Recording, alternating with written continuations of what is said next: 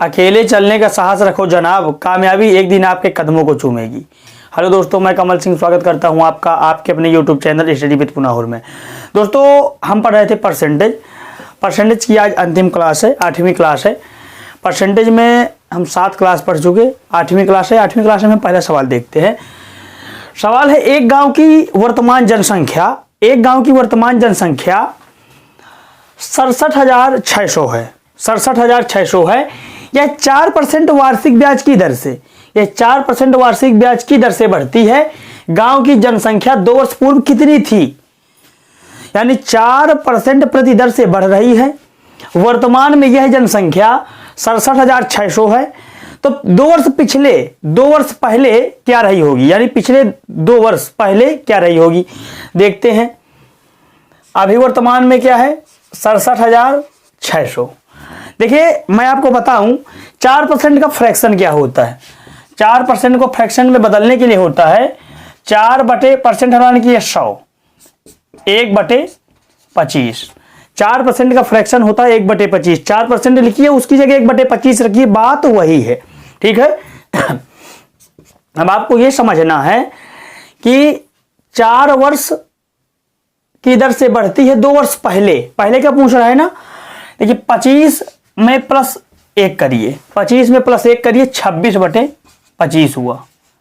26/25 fraction करके 1 plus कर देना है, 26/25। अब 26/25 के बाद एक तरीका आपको ध्यान देना है कि अगर पहले का पूछे, पीछे का पूछे तो पलट के रखना है, आगे का पूछे तो सीधा रखना है। आप जब आगे जाते हैं तो सीधे चलते हैं, जब आपको मुड़ना होता है या पीछे मुड़ना होता है तो आप पलट कर आते हैं। अगर आगे का पूछे 2 वर्ष आगे तो 26/25 ही रखना है। अगर पीछे का पूछे 2 वर्ष पहले का पूछ रहा है तो आपको पलट देना है 25/26। 25/26 2 वर्ष का पूछ रहा है, 2 वर्ष पहले तो 2 बार 25/26। अब देखिए, हल करिए इसको। 26 का जब आप वर्ग करते हैं, 26 का वर्ग होता है 676। तो 26 से 676 ये कट जाएगा एक बार में। ठीक है। 26 का गुणा 26, 676 यहां, 676 ये कट जाएगा, 2 जीरो। अब देखिए, 100 गुणे 25 गुणे 25, 25 गुणे 25 होता है 625 और 100 के 2 जीरो। 2 वर्ष पहले जनसंख्या कितनी रही होगी? 62,500। अब देखिए, हमारा उत्तर आ गया 62,500, ऑप्शन नंबर ए। यानी 2 वर्ष पहले इस शहर की जनसंख्या, इस गांव की जनसंख्या कितनी रही होगी? 62,500। इसी प्रश्न में अगर कह देता कि गांव की वर्तमान संख्या 62,500 है, 4% वार्षिक ब्याज की दर से बढ़ रही है, 2 वर्ष बाद कितनी हो जाएगी? 2 वर्ष बाद कितनी हो जाएगी? तो ये जनसंख्या है, 4% वार्षिक ब्याज की दर से बढ़ रही है, 2 वर्ष बाद इतनी हो जाएगी। देखिए कैसे, क्योंकि 2 वर्ष पहले का पूछ रहा था, इतनी थी, अब 2 वर्ष बाद ये हो जाएगी। देखिए उसको कैसे निकालेंगे, 2 वर्ष बाद वाले को। 62,500 है वर्तमान में, 4% वार्षिक ब्याज की दर से बढ़ रही है, गांव की जनसंख्या 2 वर्ष बाद कितनी हो जाएगी? मैंने बताया कि अगर पीछे का पूछे तो पलट के लिखना है, अगर आगे का पूछे तो पलटना है, 26/25 ही लिखना है। 26/25, एक बार फिर 26/25। ठीक है, ये लिख गया। अब देखिए, 25 गुणे 25 625 होता है, तो इन दोनों 25 से 625 कट गया एक बार में, और ये 2 जीरो। 26 गुणे 26 होता है 676, 2 जीरो। ये देखिए, वही 67,600 हो गया। आगे पूछे सीधा रखना है, पीछे का पूछे तो पलट देना है। ठीक है, फ्रैक्शन को पलट देना है। देखते हैं प्रश्न नंबर 2। ये प्रश्न नंबर 2 कह रहा है, किसी जनपद में रहने वाली व्यक्तियों की संख्या, किसी जनपद में, जनपद यानी जिला, किसी जिले में रहने वाले व्यक्तियों की संख्या 64,000 है। यदि यह संख्या 2.1/2% वार्षिक की दर से बढ़ती हो, यानी 2.5% प्रतिवर्ष बढ़ जाती है, 2.5% प्रतिवर्ष बढ़ जाती है। कहने का मतलब जैसे 64,000 है, अगले साल 2.5% बढ़ जाएगी, फिर जो संख्या होगी उसका 2.5% बढ़ेगी, फिर जो हो जाएगी उसका 2.5% बढ़ेगी। यदि यह संख्या 2.5% वार्षिक ब्याज की दर से बढ़ती है तो 3 वर्ष बाद यहां रहने वाले व्यक्तियों की संख्या हो जाएगी कितनी? यही तो निकालना है हमें। देखिए 2.5% का फ्रैक्शन हम निकाल लेते हैं। 2 सही 1/2, 2 सही 1/2% को हम 2 दूनी 4, 1 5/2 लिख सकते हैं। 5/2% परसेंट हटाने के लिए 100 का भाग देते हैं, ठीक है, 100 का भाग। अब देखिए पास पास दूर दूर, ठीक है, 5/200, 1/40। अब 1/40 मैंने बताया, ये इसमें प्लस कर दीजिए, 1 प्लस करिए, क्योंकि बढ़ रही है ना, 2.5% वार्षिक ब्याज की दर से बढ़ रही है। अगर बढ़ रही है तो प्लस करेंगे, घट रही है तो माइनस करेंगे, ठीक है। बढ़ रही तो प्लस करेंगे तो आ जाएगा 41/40। अब 41/40 को ये ध्यान दीजिए कि 3 वर्ष बाद पूछ रहा है। बाद पूछ रहा है मतलब सीधे आगे चलना है, आगे की ओर, आगे की ओर चलना है तो हमको सीधे रखना है, पलटना नहीं है। अगर पीछे मुड़ना है, 1 साल 2 साल 3 साल पीछे मुड़ना है तो इसको पलट के लिखना है। हमें आगे देखना है, 3 साल हमें पलटना नहीं है, डायरेक्ट लिखेंगे। लेकिन 64,000 थी वर्तमान में किसी जनपद में, 2.5% वार्षिक ब्याज की दर से बढ़ रही, हमने फ्रैक्शन बना लिया तो 41/40, 41/40। 3 वर्ष बाद पूछ रहा है तो हम 3 बार गुणा करेंगे, 41/40 इंटू 41/40। अब देखिए 3 जीरो काट दीजिए, इससे 1 2 3 कट गया। 4 चौको 16, चौको 64, 4 चौको 16, चौको 64, इनका सबका गुणा 64 होगा और इस 64 से सब 4 कट जाएंगे। बचा गया हमारे पास 41 इंटू 41 इंटू 41, 41 का क्यूब, 3 बार गुणा है ना 41 का, तो 41 का क्यूब पता होगा आपको। 41 का क्यूब होता है 68,921, 68,921।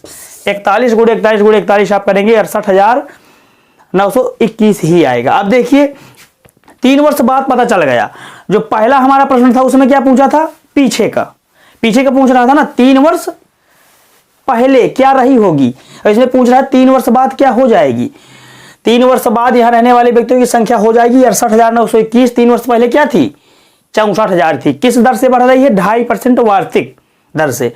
अब देखिए अगर पूछ लेता यही कि किसी जनपद में रहने वाले व्यक्तियों की संख्या 68,921 है, यदि यह 2.5% वार्षिक ब्याज की दर से बढ़ती रही हो तो 3 वर्ष पहले यहां रहने वाले व्यक्तियों की संख्या क्या रही होगी, ठीक है। तो 68,921 आपको लिखना है, 68,921। मैंने बताया कि अगर पीछे का पूछे तो पलट देना है, पीछे का पूछे तो पलटना, क्योंकि पीछे मुड़ने के लिए पलटना पड़ेगा हमें, इसलिए इस संख्या को पलट देना। 40/41, 40/41 इंटू 40/41, 40/41। अब देखिए 41 का क्यूब होता है 68,921, इन तीनों 41 से पूरा कट जाएगा और 40 गुणे 40 गुणे 40, 4 चौक 16 चौको 64, 3 जीरो। 3 वर्ष पहले 64,000 रही होगी, यही हमारा प्रश्न कह रहा है, निकालना ये था, इससे ये निकाल सकते हैं, ठीक है। चलते हैं प्रश्न नंबर 3 में। प्रश्न नंबर 3 देखिए, किसी कस्बे की जनसंख्या में प्रतिवर्ष 25% की बढ़ोतरी होती है, यानी प्रत्येक वर्ष 25% जनसंख्या बढ़ जाती है, ठीक है। यदि 3 वर्ष के उपरांत यानी 3 वर्ष बाद उस कस्बे की जनसंख्या 10,000 हो, 3 वर्ष बाद उस कस्बे की जनसंख्या 10,000 हो, तो प्रथम वर्ष के आरंभ में यानी पहले वर्ष शुरुआत में यह जनसंख्या कितनी थी, पहले पूछ रहा है कि 3 वर्ष बाद ये है तो 3 वर्ष पहले क्या रही होगी। बढ़ोतरी किस दर से हो रही है, 25% वार्षिक दर से हो रही बढ़ोतरी, ठीक है। 25% को फ्रैक्शन में बदलिए, 25% को फ्रैक्शन में बदलने के लिए, परसेंट को हटाने के लिए 100 का भाग करेंगे, 1/4। अब देखिए अगर बढ़ोतरी हो रही है, 4% वार्षिक ब्याज की दर से बढ़ रही है जनसंख्या, तो इसमें ऊपर वाली संख्या नीचे वाली ऊपर में प्लस कर दीजिए, ठीक है। मतलब ये वाली संख्या ऊपर प्लस करिए, 4 में 1 प्लस करके ऊपर रख दीजिए, 4 1 5/4, 5/4। अगर होता कि 25% वार्षिक ब्याज की दर से घट रही है तो माइनस होता, यानी 3/4, ठीक है। अब हमारा फ्रैक्शन बन गया 5/4। अब पलट के लिखना है या नहीं लिखना आगे हमें पता चलेगा। तो आरंभ में कितनी थी, पहले का पूछ रहा है। अगर पहले का पूछे तो हमें संख्या पलट कर लिखना है, फ्रैक्शन को पलट देना है। अगर आगे का पूछे तो सीधा करना है, अगर पीछे का पूछे तो पलट के लिखना है, ठीक है। 10,000 थी, पीछे का पूछ रहा है फ्रैक्शन पलट दीजिए 4/5, 3 वर्ष पहले पूछ रहा है ना, 3 बार लिख दीजिए, 3 बार गुणा करिए। ठीक है, अब देखिए 5 पचे 25 पंचे 125, 5 पचे 25 पंचे 125, 125 से 1000 को काटेंगे तो 8 बार कटेगा, ये 0, यानी 5 पचे 25 पंचे 125 से 10,000 को काटेंगे तो 80 बार में कट जाएगा। ठीक है, ये तीनों 5 खत्म हो गए। काटना आपको बहुत जल्दी आना चाहिए, तभी आप सवाल कर पाएंगे। ठीक है, 80 गुणे 4 चौको 16 चौको 64, 80 गुणे 64 करना है, गुणा करिए। 4 का 0 में 0, 4 अठे 32, 6 का 0 में 0, 6 अठे 48, जोड़ दीजिए 0 2 8 3 गे रहे, 4 1 5, 5120, 5120, 3 वर्ष पहले 5120 थी जनसंख्या। Option number A. अब यही प्रश्न अगर पूछ दिया जाता कि प्रतिवर्ष बढ़ रही है, 3 वर्ष पहले जनसंख्या ये थी तो 3 वर्ष बाद क्या हो जाएगी। ठीक है, तो यहां पर ये रख दीजिए, फ्रैक्शन को पलटिए ना, डायरेक्ट लिखिए, क्योंकि आगे का पूछ रहे, इसमें पीछे का पूछा तो हमने पलट दिया, आगे का पूछता तो पलटते ना आप। ठीक है, इससे आप ये निकाल सकते हैं 10,000। ठीक है, देखते हैं प्रश्न नंबर 4। देखिए प्रश्न नंबर 4, किसी गांव की आबादी 8,000 है, किसी गांव की आबादी 8,000 है, प्रथम वर्ष के दौरान 10% तथा द्वितीय वर्ष के दौरान 20% की दर से बढ़ जाती है, यानी पहले वर्ष 10% बढ़ी, फिर दूसरे वर्ष 20% बढ़ी, तो बताएं कि 2 वर्ष बाद गांव की आबादी कितनी हो जाएगी। ठीक है, मैंने बताया पहले 10% 20% का फ्रैक्शन आप बना लीजिए। 10% का फ्रैक्शन बनाने के लिए 10/100, 1/10 बढ़ रही है, 1 प्लस करेंगे 11/10। ठीक है, 20% का फ्रैक्शन बनाइए, 20% का फ्रैक्शन आएगा 1/5 प्लस 1 करेंगे तो 6/5। ठीक है, 8,000 लिख दीजिए, 8,000 गुणे 2 वर्ष बाद गांव की आबादी क्या हो जाएगी, यानी 2 वर्ष बाद क्या हो जाएगी, आगे का पूछ रहा है ना। अब आगे का पूछेगा तो फ्रैक्शन में हमें फ्रैक्शन को पलटना नहीं है, सीधा रखना है। ठीक है, एक बार 10% बढ़ रही है, एक बार 20% की दर से बढ़ रही, पहले साल 10% की दर से, दूसरे वर्ष 20% की दर से। तो पहले वर्ष 10% का फ्रैक्शन क्या निकला हमारा 11/10, 11/10। पलटना नहीं है, पलटना जब होता है जब पीछे का पूछे, 2 साल आगे का पूछ रहा है तो हमें सीधा रखना है फ्रैक्शन को। 20% की दर से का फ्रैक्शन 6/5, हल कर लीजिए। देखिए 8 दहम 80, 10 अट्ठे 80, 800 आया, 5 से काटिए 16 पंचे 80। ठीक है, 160। अब देखिए 160 इंटू 11 छक्का 66, 160 गुणे 66 कर लीजिए। 6 का 0 में 6, 0, 6 6 36, 3 6 3 9, 0 6 9, 0 6 9 6 15 9 1 10, 10,560, 10,560 ऑप्शन नंबर बी। यानी किसी गांव की जो आबादी 8,000 रही, पहले वर्ष 10% की दर से बढ़ी, दूसरे वर्ष 20% की दर से बढ़ी, तो 2 वर्ष बाद उस गांव की आबादी हो जाएगी कितनी, 10,560। अगर यही प्रश्न होता कि किसी गांव की आबादी 10,560 है, पहले वर्ष के दौरान 10%, दूसरे वर्ष के दौरान 20% बढ़ी, तो बताएं 2 वर्ष पहले जनसंख्या क्या रही होगी। तो ये संख्या यह रहती, फ्रैक्शन को पलट कर रख देते, सवाल आ जाता। देखते हैं प्रश्न नंबर 5। देखिए प्रश्न नंबर 5 बहुत बढ़िया प्रश्न है, परीक्षाओं में अक्सर यह प्रश्न पूछा जाता है। किसी गांव की आबादी प्रथम वर्ष के दौरान, किसी गांव की आबादी प्रथम वर्ष के दौरान 5% की दर से बढ़ जाती है। पहले वर्ष 5% की दर से आबादी बढ़ी तथा द्वितीय वर्ष यानी दूसरे वर्ष के दौरान 5% की दर से घट गई, कोई महामारी आ गई होगी, जैसे कोरोना ही आ गया था। दूसरे वर्ष जनसंख्या क्या हुई, 5% की दर से घट जाती है। द्वितीय वर्ष के अंत में गांव की कुल आबादी 7,980 है। तो 2 वर्ष पहले गांव की आबादी कितनी थी, पहले साल 5% की दर से बढ़ी, दूसरे साल 5% की दर से आबादी घटी, दूसरे साल जो घटने के बाद आबादी कितनी हो गई 7,980। तो कह रहा है कि 2 वर्ष पहले आबादी क्या थी, ये तो पहले बढ़ी फिर घटी, इसके बाद 2 वर्ष बाद इतनी हुई, तो पहले क्या रही होगी। देखिए फ्रैक्शन बनाइए, 5% की दर से घटने का फ्रैक्शन, बढ़ने का फ्रैक्शन। 5% का फ्रैक्शन होता है, मैंने आपको एक बार बता दिया, 1/20। अब देखिए 5% की दर से बढ़ जाती है ना, तो जब बढ़े तो प्लस करना, मैंने आपको बताया था कि 5% की दर से बढ़ जाती है तो 1 प्लस करिए, मतलब ऊपर वाली संख्या में प्लस करिए, ठीक है। तो 20 एक 21/20, 21/20 कहे का फ्रैक्शन आया, ये 5% की दर से बढ़ जाती है। अब एक फ्रैक्शन घटने के दूसरे वर्ष 5% दर से घट तो रही है। अब देखिए इसका फ्रैक्शन हुआ 1/20, 5% का ही। इसमें देखिए दूसरे वर्ष 5% की दर से घट रही है, जब घट रही है कहे तो माइनस कर दीजिए, -1। 20 में -1 करेंगे तो क्या आएगा, 20 में -1 करेंगे तो 19/20, ठीक है। अब समझिए ये दोनों फ्रैक्शन तैयार हो गए। 2 वर्ष पहले आबादी क्या थी, 2 वर्ष पहले, अगर पहले का पूछे यानी पीछे पलट कर पूछे तो फ्रैक्शन को पलट दीजिए, अगर 2 वर्ष आगे का पूछे तो फ्रैक्शन को सीधा रख दीजिए। घटाना बढ़ाना यहां पर आपको पता चल गया। प्लस करना है जब इतने प्रतिशत की दर से बढ़ रही है, प्लस करना है जब कह दे कि इतने प्रतिशत यानी 5% की दर से घट रही है तो माइनस कर दीजिए, नीचे वाली में 1 माइनस करके रख देना है, बढ़ रही तो प्लस करके। अब पलटना है कि नहीं पलटना ये हमें पता चलेगा लास्ट में। अगर पूछ रहा है कि 2 वर्ष पहले आबादी क्या थी तो फ्रैक्शन को पलट देना है, अगर पूछ रहा है कि 2 वर्ष बाद आबादी क्या हो जाएगी तो फ्रैक्शन को सीधा रखना है, ठीक है। इसमें आप बताइए फ्रैक्शन को पलटना पड़ेगा या नहीं, पलटना पड़ेगा क्योंकि 2 वर्ष पहले पूछ रहा है। देखिए रख लीजिए 7,980 गुणे 2 वर्ष पहले पूछ रहा है, 2 बार जनसंख्या घटी बढ़ी ना, तो 2 बार 2 वर्ष, तो एक फ्रैक्शन है 21/20, पीछे का पूछना तो पलटना है, 20/21 करिए, 20/21 गुणे एक फ्रैक्शन ये है 19/20, ठीक है।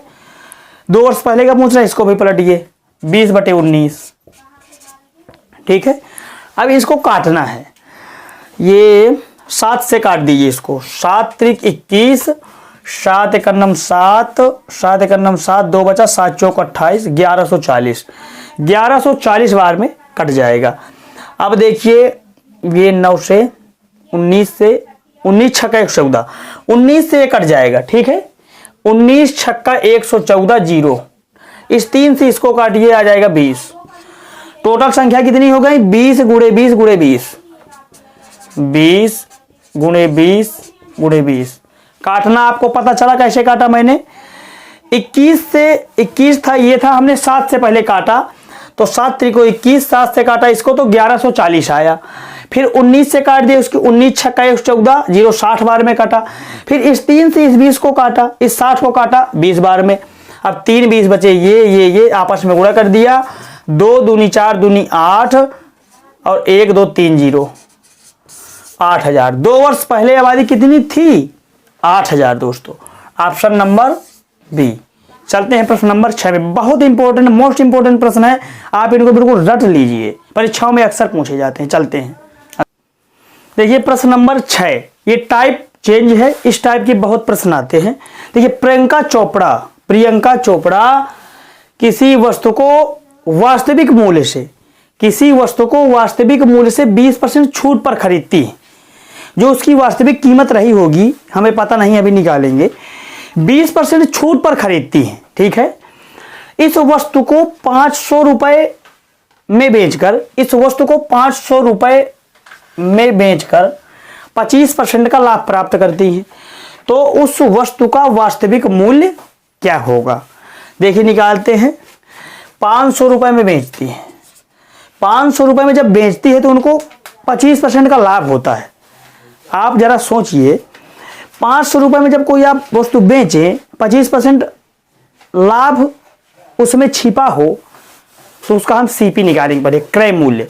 खरीदा कितने में आपने, 500 रुपए में बेचा है आपने 25% लाभ के साथ, 25% लाभ के साथ बेचा है आपने। देखते हैं पहले, तो देखिए 100% रेट होता है, 100%, 25% आपने उसमें लाभ कमाया, यानी जितने का आपने खरीदा उससे 125% में बेचा, 25% लाभ लिया, 100% उसकी रियल वैल्यू रही। 25% आपने लाभ लिया, तो 500/125% हटाने के लिए 100 का गुण, ठीक है। अब देखिए 25 से काटिए, 25 चौको 100, 25 पंचे 125, 5 से इसको काट दीजिए 100, 100 चौको 400। ये दोस्तों सीपी हो गए, कॉस्ट प्राइस, क्रय मूल्य। क्रय मूल्य 400 खरीदा आपने, 400 का खरीदा। प्रियंका चोपड़ा किसी वस्तु को वास्तविक मूल्य से 20% छूट पर खरीदती, ठीक है। इस वस्तु को 500 रुपए में बेचकर 25% का लाभ प्राप्त करती है, तो उस वस्तु का वास्तविक मूल्य क्या होगा। अब वास्तविक मूल्य निकाल लेते हैं। सीपी आया 400 रुपए, हमें निकालना है अब एमआरपी। एमआरपी 400 रुपए क्या है, ये क्या है 400 रुपए। सीपी एमआरपी निकालिए, 20% छूट के साथ खरीदती है ना। अब देखिए 400 छूट के साथ 20% छूट में खरीदती है, ठीक है। 400 रुपए इसका सीपी है। कोई चीज आपने, देखिए ये बताइए आप, कोई चीज आपने खरीदा कितने में, 400 में। वास्तविक मूल्य ही निकालना है हमको। सीपी यानी आपने खरीदा कितने में, 400 में। निकालना क्या है, वास्तविक मूल्य, यानी उसमें वास्तविक मूल्य क्या पड़ा रहा, क्या छपा रहा। उस वास्तविक मूल्य में तो आपको 20% की छूट मिली, तब तो आपने 400 रुपए खरीदा, ठीक है। अब समझिए 400 रुपए खरीदा 20% छूट के साथ, यानी वास्तविक मूल्य 100% रहा, 20% उसमें आपको छूट मिली, यानी वास्तविक मूल्य का 80% में तो आपने खरीदा। 400 80% है उस वस्तु का, जो वास्तविक मूल्य है वो 100% है, 20% आपको छूट मिली, तो क्रय मूल्य में यानी सीपी में आपको 20% छूट मिली। सीपी 80% है, सीपी 80% है, परसेंट है 100 का गुणा 8 45 500 रुपए। वास्तविक मूल्य 500 रहा, कैसे 500 रुपए सीपी रहा, सॉरी एमआरपी 500। प्रियंका चोपड़ा किसी वस्तु को वास्तविक मूल्य से, वास्तविक मूल्य 500 है, 500 रुपए में 20% छूट पर खरीदती है, यानी 500 का 20% होता है 100। 500 में 20% आपने छूट काट दिया, 500 का 20% निकालेंगे 100 होगा, यानी 400 में उसने खरीदा। इस वस्तु को 500 रुपए में बेचकर 25% का लाभ कमाती है। ये बताइए प्रियंका चोपड़ा ने 400 रुपए में कोई चीज खरीदी, 500 रुपए में उसने बेचा, उसको लाभ कितने का हुआ, 25% का। यही तो बता रहा है वो कि इस वस्तु को 500 रुपए में बेचकर 25% का लाभ कमाती है।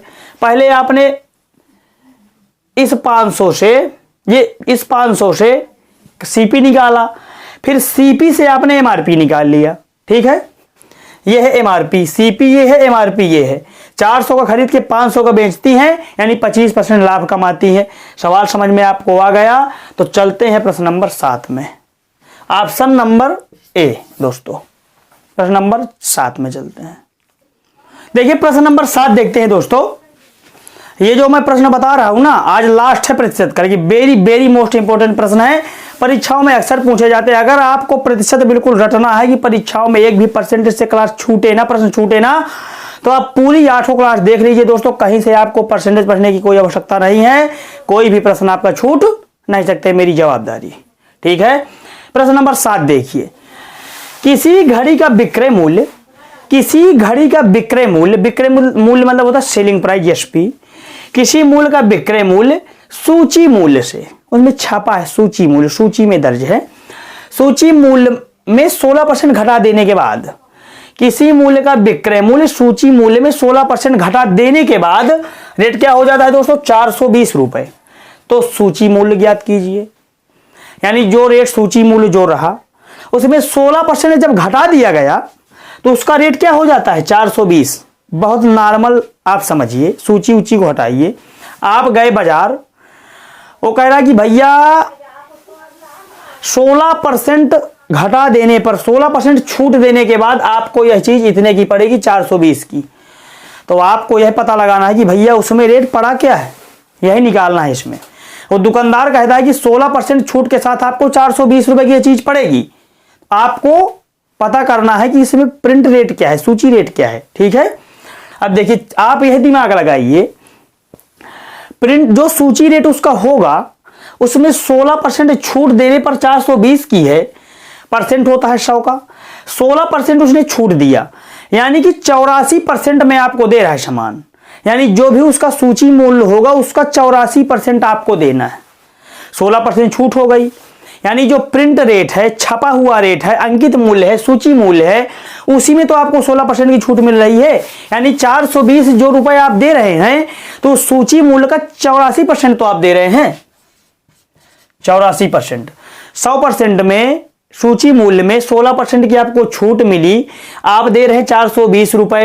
ये 420 रुपए 84% के बराबर हैं। 84% बराबर 420 रुपए के। कैसे? क्योंकि 16% आपको छूट देने के बाद 420 की पड़ रही है, यानी रुपयों में 420 देना है। इन परसेंट में पूछा जाए तो आपको टोटल अंकित मूल्य का 84% देना है। सॉरी, टोटल मूल्य का 84% आपको देना है। इस 84% की रियल वैल्यू क्या है? 420। ठीक है, तो हम 100% निकाल सकते हैं।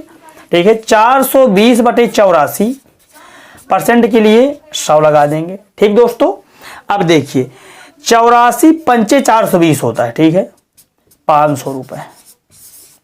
ठीक है, यानी सूची मूल्य 500 है। आप 500 रुपए उस वस्तु में छपा है, सूची मूल्य 500 है। 500 में जब आप 16% घटा देंगे तो वह चीज 420 रुपए की पड़ेगी। आप देख लीजिए, 500 का 16% आप निकाल सकते हैं। 500 का 16%, ये देखिए। ठीक है, 5 बार में 16 पंचे 80, ये देखिए 80% आपको छूट मिली। 500 की चीज में आपको 80% छूट, यानी 16% छूट मिली। कितने की पड़ेगी? 500 में 80 घटा दी, 420 रुपए। यही तो है दोस्तों। लेकिन हमें निकालना क्या था? सूची मूल्य। सूची मूल्य हमारा क्या निकला? 500। सूची मूल्य कहिए, छपा मूल्य कहिए, अंकित मूल्य कहिए, प्रिंट रेट कहिए, बात वही है। यानी आप बाजार गए, प्रिंट रेट जो था आपको पता नहीं, दुकानदार ने कहा कि भैया 16% छूट है, 420 रुपए की आप ले जाइए। आपने निकाला, आपको गणित आती थी, सूत्र आता था, आपने सूत्र की सहायता से निकाल लिया कि इसका अंकित मूल्य क्या है, सूची मूल्य क्या है। 500 रुपए था, 500 रुपए में 16% ब्याज, 16% छूट, डिस्काउंट था 16%, यानी 80 रुपए छूट थी कितने में? 500 में। इसीलिए तो आपको 420 रुपए का पड़ रहा था भैया। अब चलिए प्रश्न नंबर 8 में देखते हैं। प्रश्न नंबर 8, प्रश्न नंबर 8 कह रहा है कि एक परीक्षा में ए ने बी से 10% अधिक अंक प्राप्त किए और बी ने सी से 5% अधिक अंक प्राप्त किए। यदि सी ने 400 में से 300 अंक प्राप्त किए तो ए के अंक कितने हैं? ए ने कितने अंक प्राप्त किए? अब देखिए, ए बी सी, हमें ए बी सी का परसेंट पता होना चाहिए। अब देखिए, ए ने बी से 10% अधिक अंक प्राप्त किए। जब हमें बी का पता होगा तभी तो हम बी से 10% अधिक बढ़ा के ए का रखेंगे। हमें बी का पता नहीं। अब देखिए, बी ने सी से 5% अधिक, बी ने सी से 5% अधिक। अब सी का हमें पता होगा तब तो हम बी का लिखेंगे 5% अधिक करके। हमें पता नहीं है कुछ, लेकिन ये है, ये तो है, इससे हमें पता चल जाएगा। यहां पर ये दिया है, इससे आप नहीं पता कर पाएंगे। यहां पर दिया कि यदि सी ने 400 में से 300 अंक प्राप्त किए, कहने का मतलब यह है कि 400 का पूर्णांक है, पूर्णांक 400 का है। सी ने 400 में 300 अंक प्राप्त किए, तो यहां से आप पता लगा सकते हैं कि सी का परसेंटेज, सी ने कितने % अंक अर्जित किए। ठीक है, सी ने 400 में से 300, यानी 300 अंक प्राप्त किए कितने में भैया? 400 में।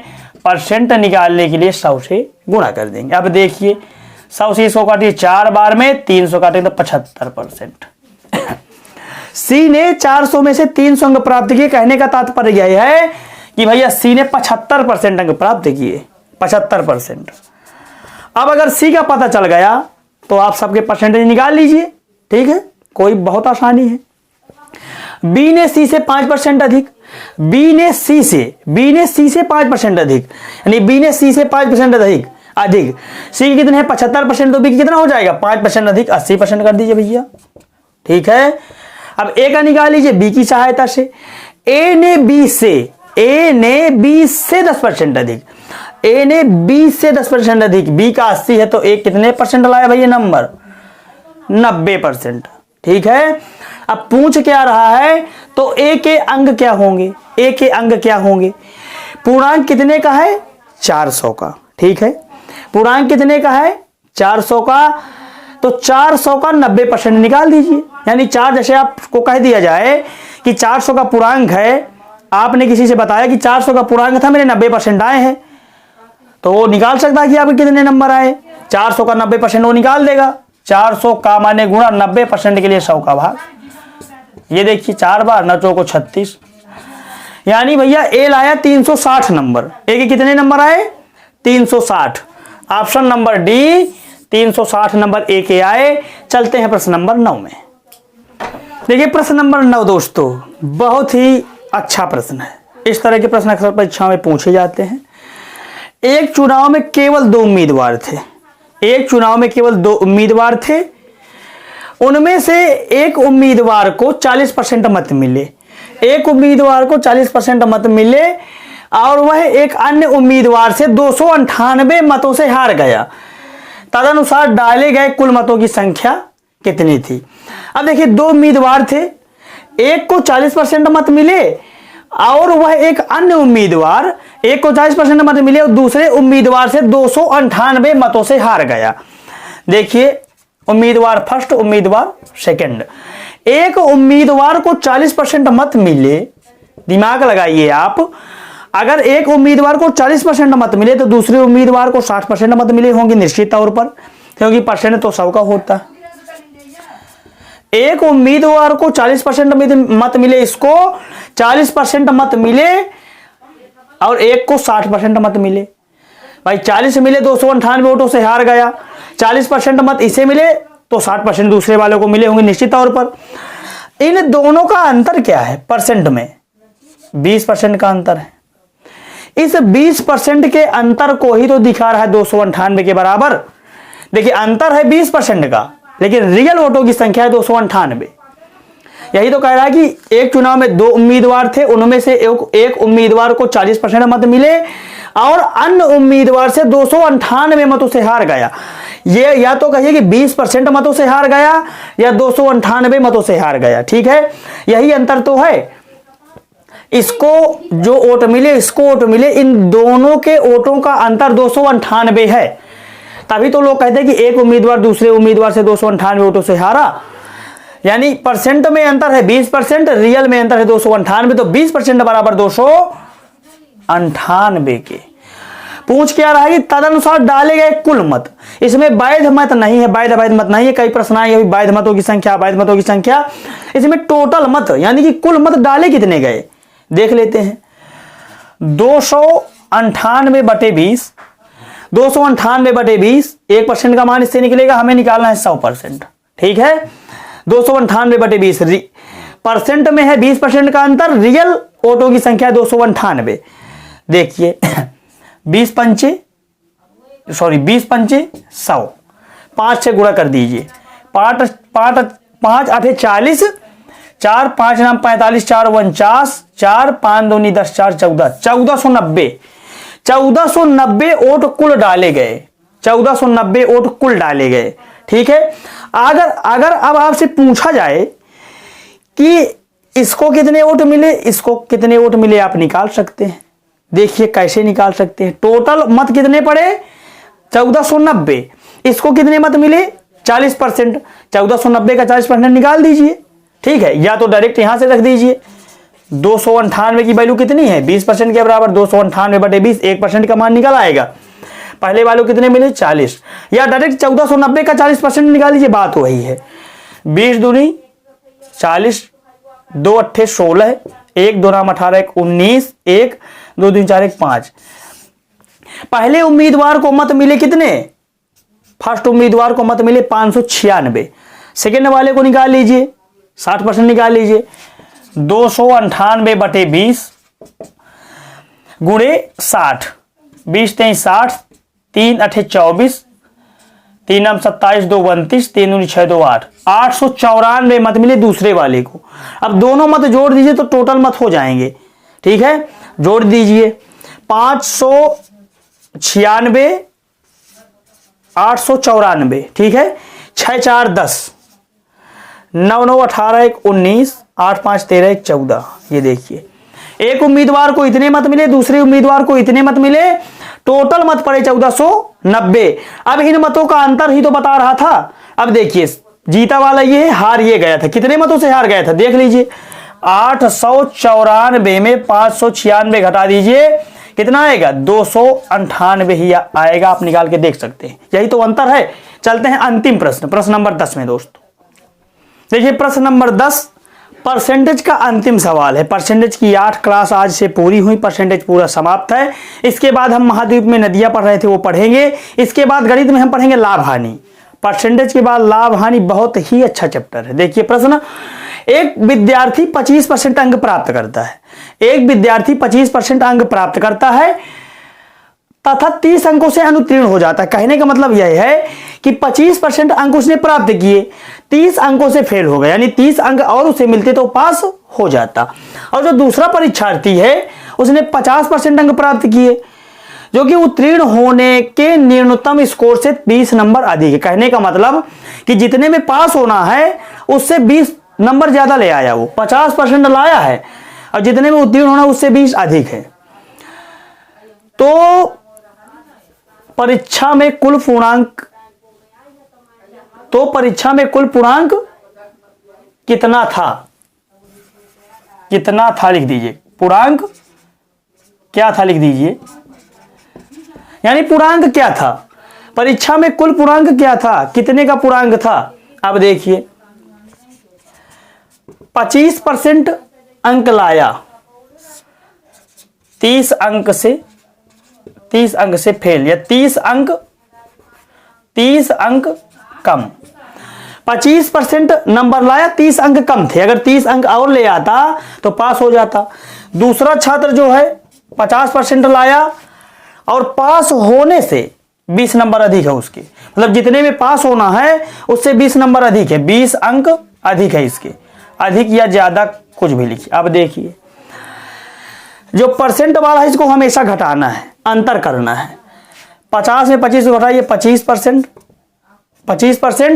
और इनको क्या करना है, अगर कम कम है तो जोड़ना है, और नहीं कम ज्यादा है तो जोड़ना है, ज्यादा कम है तो जोड़ना है, कम है तो घटाना है, ज्यादा है तो घटाना है। यानी एक रंग के हों, कम दोनों हो तो घटाना है, ज्यादा हो तो घटाना, अगर कम ज्यादा हो तो जोड़ देना है। इसको घटाना है, इसको जोड़ना है। 25% बराबर 30 20 50 के, 25% बराबर 50 के, तो 100% हमें निकालना है। पूर्णांक होता है 100% का, यानी पूर्ण अंक। 25% बराबर 50 के, तो 100% बराबर 200 के। कहने का मतलब यह था कि पूर्णांक पूरा कितने का था, 200 का। अब देखिए पास होने के लिए न्यूनतम अंक कितने चाहिए, यहां पर हम निकाल सकते हैं।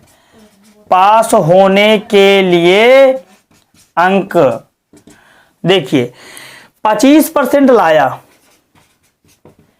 प्लस अगर 30 नंबर और पा जाता तो क्या पास नहीं हो जाता। 25% लाया, 30% और पा, मतलब 25% लाया, 30 नंबर और होते तो पास हो जाता।